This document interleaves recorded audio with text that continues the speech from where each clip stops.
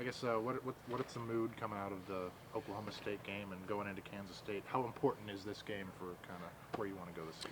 Yeah, no, this game is really important, kind of like every other game. Once you enter into Big 12, really territory in games, like the kind of intensity just takes like even higher steps. So, really coming off OK State, taking the momentum into this next game is going to be huge because really just having the history of like K State as a program, they're a super tough team, super well coached, super disciplined.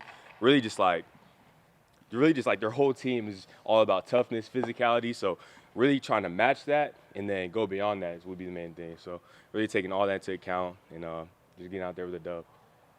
Josh, how important was that to get the running game going and just to kind of loosen things up and give y'all maybe more passing lanes too? Yeah, no, it's always super important to get the run game going because once B Wash and all the other backs get going, especially Caden Knight with that long run he had, once they start loading the box, that gives us the one-on-one opportunities and just it really makes our job easier at that point. So as long as we can just keep on doing that, take the pressure off of us, it just frees us up a whole lot more. Coach said that you were pretty open and honest with the locker room ahead of Oklahoma State's game, and he really appreciated that from you. I'm just curious as to kind of what went into maybe a pregame speech and how you felt about going into that game after the game against Arizona State. Yeah, no, for sure. Really, the main thing was my message was just explaining to guys the different like whys that you have. Like, what is your why? And so really I was giving my why, like I do this for God, I do this for my mom who was pronounced dead for 19 minutes but still came back for me and my brother, and really just our whole family. So that was my why, and I was really just stressing the importance of that's just mine, but each one of you guys has a different why, so remember that and go out there and truly play for each other, and that like that's literally what brotherhood is, like playing for the brother next to you. So that was really just my main message, just explaining the brotherhood and just the different whys and just going out there and all the individual goals that you have will be taken care of as long as you play for your brother. So that's really what I said. Is that what helped you bounce back after a tougher game against Arizona State? Yeah, no, for sure. I feel like just focusing on the guys in the locker room, the guys next to me, Cole, Ashton, all the receivers, the linemen, really just the whole offense, and just really not worried about myself, really just worrying about getting back on the normal details. That was just the main thing for me, and I could just honestly feel the big pressure just lifted off. And I feel like it kind of showed in my play as well, just getting back to what I do. It's obviously a deep room, but with Lewis deciding to redshirt, are there some other guys that you could see maybe stepping up and playing a more significant role, I guess? Yeah, no, for sure. I feel like my boy JP, he's just been doing his thing, just steady grinding away, and so he honestly stays ready. Also, Taz, another freshman who also just stays ready. Every time I go to the film room, I see Taz, JP, those guys are always in there, just watching some kind of film, just trying to get better, really just trying to elevate their game. So seeing those young guys stay ready and just knowing I can trust them, that's the main thing. So I'm really excited to see what they bring to this offense. You talked about the physicality of K-State. Is Yeah. that on the defensive side too? Are you expecting a pretty physical game, I guess? Yeah, no, for sure.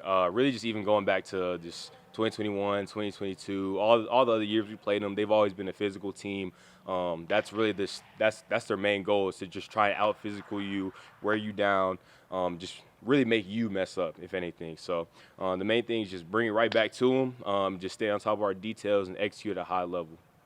Going back to just the work ethic that Jaden and Taz have been showing, you know a little bit of that, at least at the beginning of your Baylor career.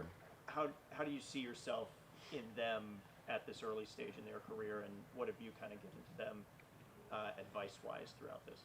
Yeah, my main thing is just like keep on going the same path that you're already going on. Don't get too high, don't get too low.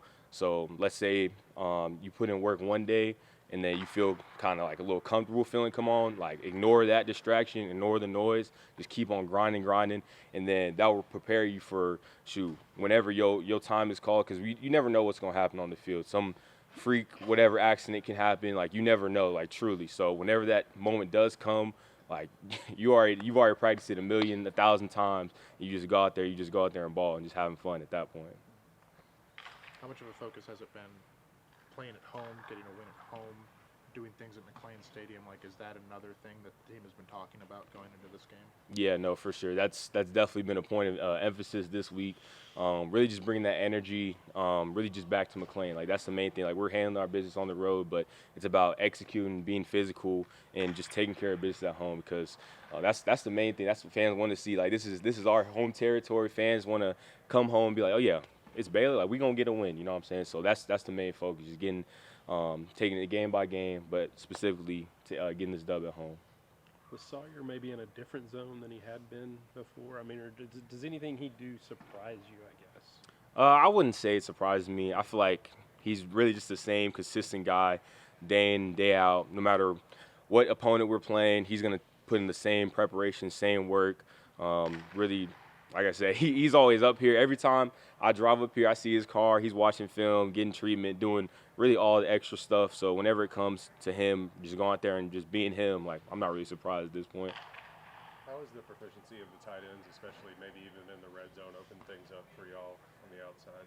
Yeah, no, for sure it's huge. Having guys like Trigg and Klopp kind of go in there and get those touchdowns is real huge. So I think as they are just even more consistent and just making plays, it just brings back to those kind of one-on-one opportunities and kind of forcing the defense out of like a little bracket. That's what you usually see in the red zone. So getting them out of that and just getting it back into that like one-on-one territory.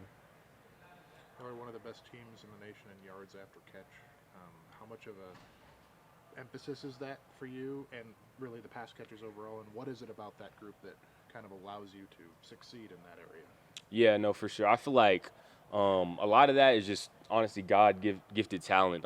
We got just so many explosive guys, and really a lot of us used to play running back when we were kids, and so I feel like that's where it comes from a lot of the time as well. So whenever we kind of get the ball in our hands, it's like, okay, how can I get vertical? How can I get that explosive 20-plus yard play? So whenever the ball is in our hands, we're always thinking touchdown, not first down. That's the main thing.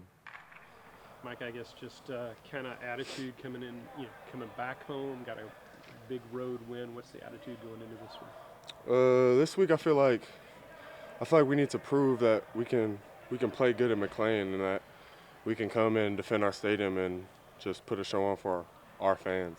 Has that been frustrating a little bit? I mean, because you've actually done better on the road last couple of years. Yeah. I feel like I wouldn't necessarily call it frustrating because it is a good thing that we're dominating on the road. Right. But I feel like it should be an emphasis that we come in and like we destroy whoever comes in McLean. Like, we should never lose here. How have you felt like maybe the environments have been at home for those night games, but also for those day games? It's hot out there. But what have you seen in the early season, I guess, from the fans? I mean, it's been high energy. I like it. I think the energy is really high. I mean, the fans, the stadium's full. It's getting us hype.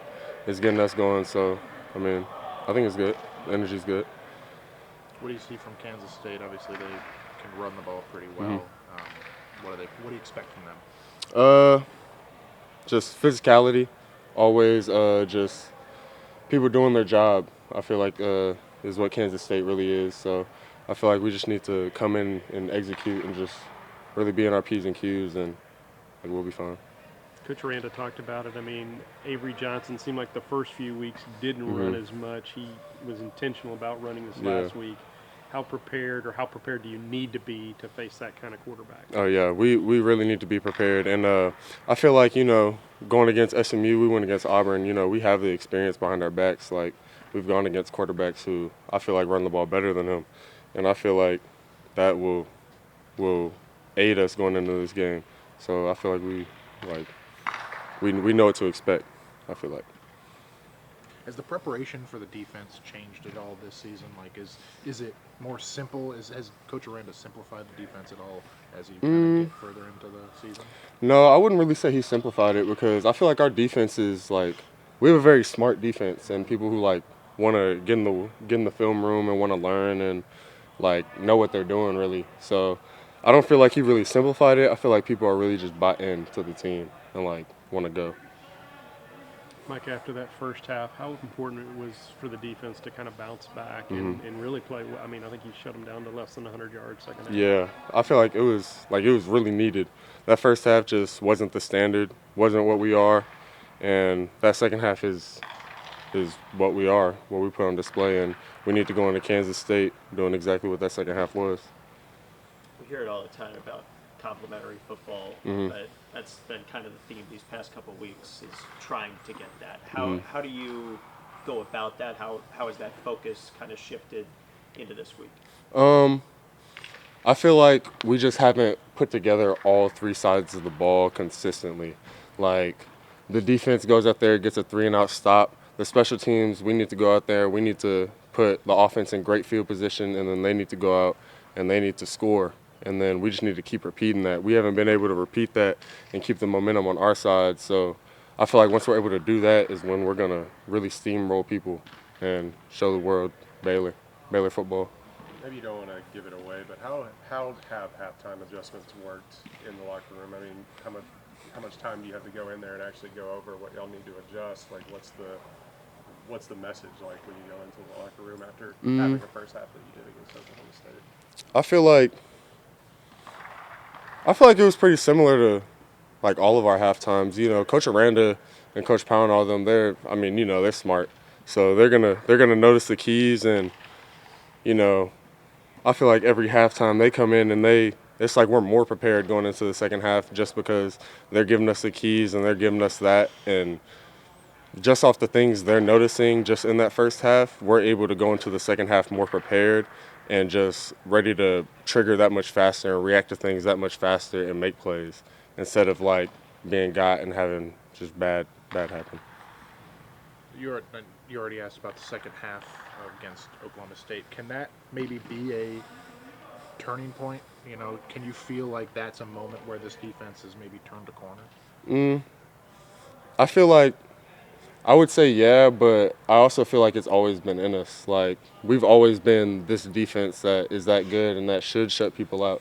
It's just we need to have all 11 people playing good and playing together at the same time.